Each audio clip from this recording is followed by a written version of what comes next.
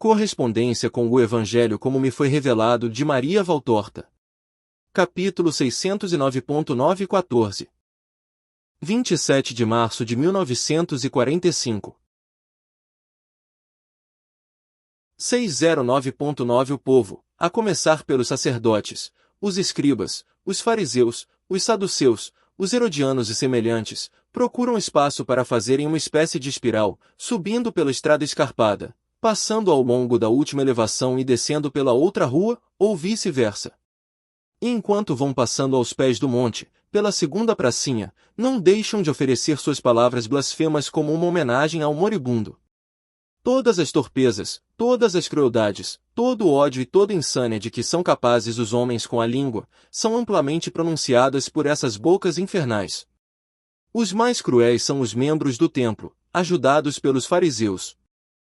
E então? Tu, salvador do gênero humano, por que não salvas a ti? Abandonou-te teu rei Belzebu?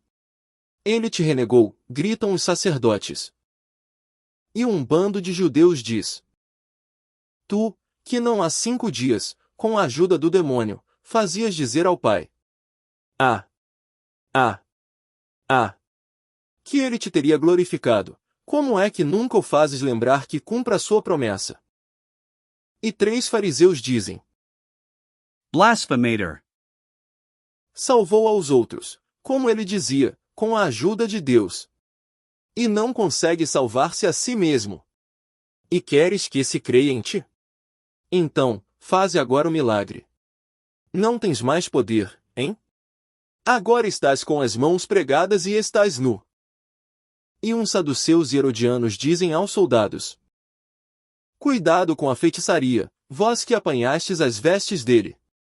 Elas têm dentro de si o sinal infernal. Uma multidão diz em coro: Desce da cruz e creremos em ti. Tu que destróis o templo. Louco! Olha lá, o glorioso e santo templo de Israel.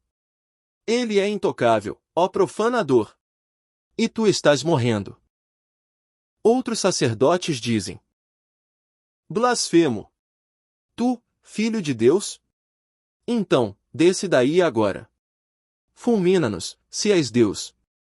Nós não te amamos e cuspimos sobre ti. Outros passam, sacudindo a cabeça, e dizendo: Ele só sabe chorar. Salva-te, se é verdade que tu és o eleito. E os soldados dizem: Então, salva-te. Reduze a cinzas esta Sodoma das Sodomas. Sim. A Sodoma do império sois vós, canalhas de judeus. Faze isto. E Roma te levará para o Capitólio e te adorará como um nume. Os sacerdotes dizem aos seus pares: Eram mais doces os braços das mulheres do que os dessa cruz, não é verdade? Mas, olha, já estão prontas para receber-te as tuas. E dizem uma palavra infame. Aqui tens toda Jerusalém a servir-te de casamenteira. E assobiam, como uns carreteiros. Outros lhe lançam pedras, e dizem: Transforma estas pedras em pães, tu, ó multiplicador de pães. Outros ainda, macaqueando os hosanas do domingo de Ramos, jogam-lhe ramos, e gritam: Maldito o que vem em nome do demônio! Maldito seja o seu reino! Glória a Sião, que o exclui de entre os vivos. Um fariseu se planta diante da cruz e mostra um punho, fazendo um gesto de desprezo, e dizendo: Eu te entrego ao Deus do Sinai, tu não o disseste? Agora o Deus do Sinai te prepara o fogo eterno. Por que é que não chamas Jonas para prestar-te um bom serviço? Outro diz: Não estragues a cruz com as batidas de tua cabeça. Ela ainda vai servir para os teus seguidores. Uma legião inteira terá que morrer sobre o teu madeiro, eu te juro por Javé. E em primeiro lugar, lá colocarei Lázaro. Veremos se tu o tiras da morte agora. Sim. Isto mesmo. Vamos a Lázaro e o preguemos do outro lado da cruz. E como os papagaios, eles imitam lentamente as palavras de Jesus, dizendo: Lázaro, meu amigo, vem para fora. Soltai-o e deixai-o andar. Não, dizia ele às suas fêmeas, a Marta e a Maria. Eu sou a ressurreição e a vida. A ressurreição não sabe mandar embora a morte e a vida morre. 609.10 Lá estão Maria e Marta. Vamos perguntar-lhes onde Lázaro está e vamos procurá-lo. E eles se põem a andar em direção das mulheres e perguntam com arrogância: Onde está Lázaro? No palácio. E Maria Madalena, enquanto as outras fogem aterrorizadas atrás dos pastores, vai para a frente, reencontrando, em sua dor, a antiga audácia dos tempos do pecado, e diz: Ide. Encontrarei já no palácio soldados de Roma e 500 homens armados de minhas terras que vos castrarão como a uns velhos cabrões destinados à alimentação dos escravos dos moinhos. Descarada! Assim é que falas aos sacerdotes? Sacrílegos! Torpes! Malditos! Voltai. Em vossas costas tendes, eu estou vendo, as línguas das chamas do inferno. Aqueles vilões dão meia volta verdadeiramente aterrorizados, tão firme é a afirmação de Maria, mas, se eles não têm chamas em suas costas, têm em seus rins as bem afiadas lanças romanas. Pois Longino deu uma ordem, e a meia centúria que estava em repouso entrou em atividade e vai ferindo nas nádegas os primeiros que vai encontrando. Eles fogem gritando, e a meia centúria fica lá para fechar as entradas das duas estradas e para servir de baluarte na pracinha. Os judeus dizem imprecações, mas Roma é mais forte. Madalena baixa novamente o seu véu, ela o havia levantado para falar aos insultadores, e volta para o seu lugar. As outras vão reunir-se a ela. 609.11 Mas o ladrão da esquerda, lá de sua cruz, continua a insultar. Parece que ele se tornou agora o maior colecionador de todas as blasfêmias dos outros, e as vai repetindo todas, para terminar dizendo: salva-te, e salva nós também, se queres que se creia em ti. Tu és o Cristo? Tu és um doido. O mundo é dos mais espertos, e Deus não existe. Eu sim, que existo. Isto é verdade, e a mim tudo é permitido. Deus. Isso é uma fábula. Inventada para fazer-nos ficar quietos. Viva o nosso eu! Só ele é que é rei e Deus. O outro ladrão, que está à direita, e tendo Maria quase a seus pés, olha para ela quase mais do que para Cristo, e a alguns momentos chora e murmura, é a mãe e diz ao companheiro: cala-te. Não temes a Deus nem mesmo agora que estás sofrendo este castigo? Por que é que insultas quem é bom? Ele está passando por um suplício maior do que o nosso. E nunca fez nada de mal. Mas o ladrão continua com suas imprecações. 609.12 Jesus está calado. Arquejante, por causa da posição, por causa da febre, pelas condições cardíacas e respiratórias, consequência da flagelação violenta, e também pela angústia profunda que o fez suar sangue, fica procurando achar um alívio diminuindo o peso que está sobre os pés, suspendendo com as mãos o corpo e fazendo força com os braços.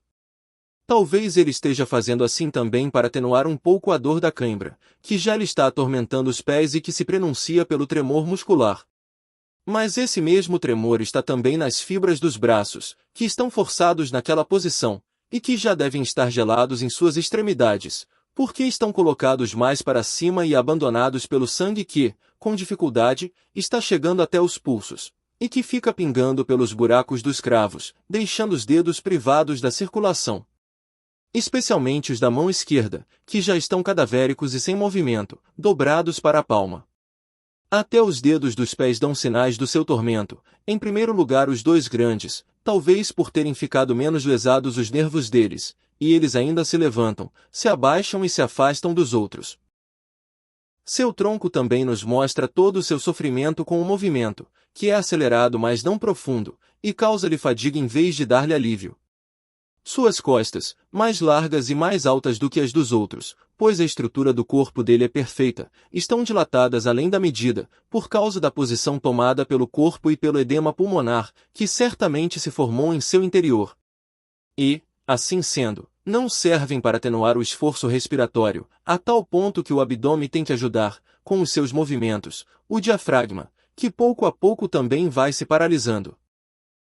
E a congestão e a asfixia aumentam de minuto a minuto, como Nulo faz ver o colorido cianótico que se mostra em seus lábios, de um vermelho aceso pela febre, e os estiramentos acompanhados de um vermelho arroxeado, que pincelam o pescoço, ao longo das jugulares túrgidas, e se alargam até sobre as faces, indo até as orelhas e as têmporas, enquanto o nariz vai ficando afilado e exangue, e os olhos vão se encovando em um círculo, que é lívido, onde ficou privado de sangue que escorreu da coroa. Abaixo do arco esquerdo das costelas, vê-se a pulsão propagada pela ponta do coração, irregular, mas violenta. De vez em quando, por uma convulsão interna, o diafragma tem um tremor profundo, que se revela numa distensão total da pele, por aquilo que é capaz de estender-se por sobre aquele pobre corpo ferido e moribundo. O rosto já está com aquele aspecto que vemos nas fotografias do sudário, com o nariz desviado e inchado de um lado, e também com o olho direito quase fechado, por causa da inchação que há deste lado, a semelhança aumenta. A boca está aberta, com uma ferida no lábio superior que já se transformou em uma crosta. A sede, por causa da perda de sangue, da febre e do sol, deve ser muito intensa, a tal ponto que ele, com um movimento inconsciente, vai bebendo as gotas do suor e de seu pranto, e também as do sangue, que desce da fronte até aos bigodes, e com elas ele umedece sua língua. A coroa de espinhos o impede de apoiar-se no tronco da cruz, para diminuir a tensão do peso sobre os braços e assim dar um alívio também aos pés. Os rins e toda a espinha se arqueiam para frente, ficando afastado do madeiro da cruz da bacia para cima pela força da inércia, que faz pender para frente um corpo suspenso, como estava o dele. 609.13 Os judeus, que haviam sido expulsos para lá da pracinha, não param com os seus insultos, e o ladrão impenitente os imita. O outro ladrão, que está olhando sempre com maior compaixão para a mãe e chora, o censura, quando percebe que nos insultos ela também é alvejada. Cala-te. Lembra-te que nasceste de uma mulher. E pensa que as nossas estão chorando por causa de seus filhos. E que as suas foram lágrimas de vergonha, porque nós somos delinquentes. As nossas mães morreram. Eu gostaria de poder pedir perdão a ela. Mas será que poderei? A minha era uma santa. Eu a matei com a dor que lhe causava. Eu sou um pecador. Quem é que me perdoa? Ó mãe, em nome do teu filho moribundo, reza por mim. A mãe levanta, por um momento, o seu rosto angustiado e olha para ele, para aquele infeliz que, por causa da lembrança de sua mãe e da contemplação da mãe, está a caminho do arrependimento, e parece acariciá-lo com aquele seu olhar de pureza. Dima chora bem alto. Isso excita ainda mais a zombaria da multidão e do seu companheiro. A multidão grita: Bravo. Toma essa aí por tua mãe. Assim ela ficará com 2 filhos delinquentes. E o outro insiste: Ela te ama porque tu és uma copia imperfeita do seu bem-amado. 609.14 Jesus fala, então, pela primeira vez: Pai, perdoa-os, porque eles não sabem o que estão fazendo. Esta oração venceu todo o temor de Dimas. E ele ousa olhar para o Cristo e dizer: Senhor, lembra-te de mim quando estiveres no teu reino. Que eu sofra, é justo. Mas dá-me misericórdia e paz depois desta vida. Uma vez eu ouvi a tua palavra e, como um doido, eu a repeli. Mas agora eu me arrependo dos meus pecados, arrependo-me deles diante de ti, ó Filho do Altíssimo. Eu creio que tu vens de Deus. Eu creio no teu poder. Creio na tua misericórdia. Cristo, perdoa-me em nome de tua mãe e do teu Pai Santíssimo. Jesus se vira para ele, olha-o com profunda piedade, e ainda tem um sorriso muito bonito em sua pobre boca torturada. E diz: Eu te digo, hoje mesmo estarás comigo no paraíso. O ladrão arrependido fica calmo e, não se lembrando mais das orações aprendidas quando o menino, repete, como uma jaculatória: Jesus de Nazaré, Rei dos Judeus, eu espero em ti. Jesus de Nazaré, Rei dos Judeus, eu creio em tua divindade.